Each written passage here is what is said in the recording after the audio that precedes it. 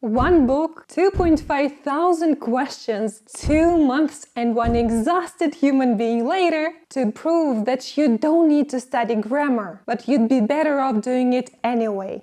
Hey, my fellow English learner! There are a lot, and I do mean a lot of theories on how language learning works.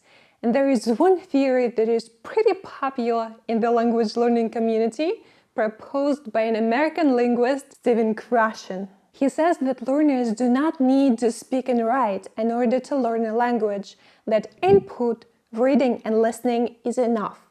And we're talking about the so-called comprehensible input here. Content that you can easily understand that is just above your level. Why am I telling you all of this? Because Krashen also says that if you consume enough comprehensible input, you learn grammar automatically. He also insists that deliberate grammar practice is pretty useless. Paul Nation, another linguist and a teacher, tells us that studies on extensive reading showed that by doing large amounts of reading, learners improved not only their skill in reading, but their knowledge of the language as well, including the grammar of the language. Getting plenty of meaningful input is a very important way of increasing grammatical knowledge. That's what I wanted to test.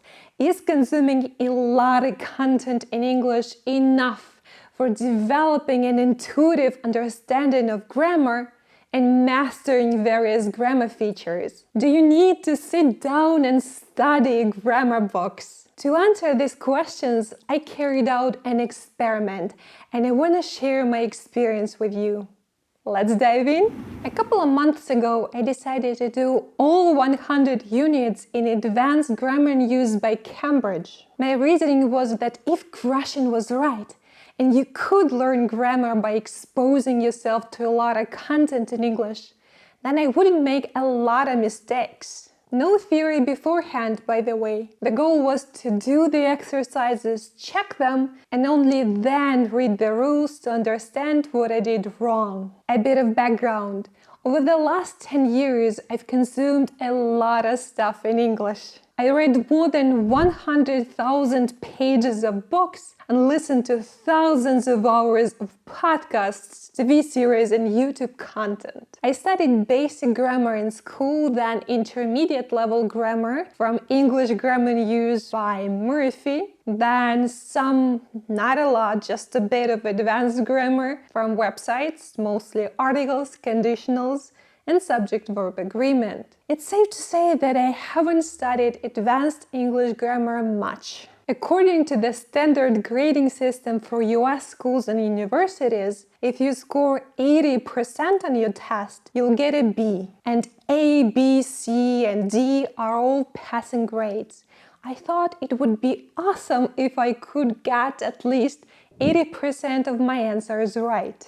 I started with a lot of enthusiasm, which lasted for a while. I managed to study for more than an hour a day on average, not counting breaks, day after day. I was pretty skeptical at the beginning about the outcome, because I was sure I could get only half of my answers right, max. Can you imagine my surprise when after finishing half of the units I realized that I got exactly 80% of the answers right. 253 mistakes out of 1,301 questions. I have to add that I was pretty careless and often didn't read the instructions well, and that some of the units were easier than others and some felt like disasters. By the 50th unit, I pretty much hated English grammar, and I had 50 more to go.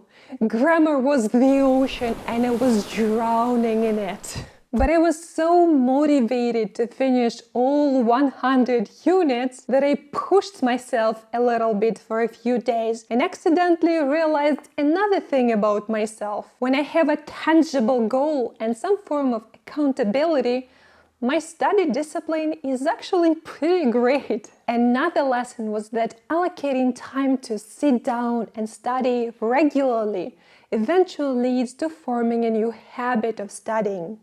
And it's much easier to do something out of habit. 1,226 more questions, and I calculated the final percentage of my mistakes. 18%, 100 units, 2,527 questions, and I got 82% of them right. It was much better than I expected, and I should give credit to Grushin and his theory.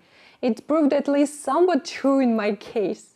Of course, 18% is still a ton of mistakes, don't get me wrong. But I still got the majority of the questions right without deliberate studying. If you're curious to know how well I did on different topics, here is a graph for you.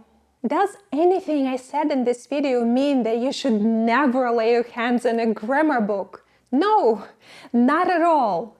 Actually, according to Pollination, who I mentioned before, having to produce the language in speaking and writing also helps the development of grammatical knowledge. One way it does this is through making learners aware of gaps in their knowledge. If you want to become good at using the grammar of the language, you need to have plenty of opportunity to use the language. That's exactly what I noticed in the last 10 years of actively working in my English skills.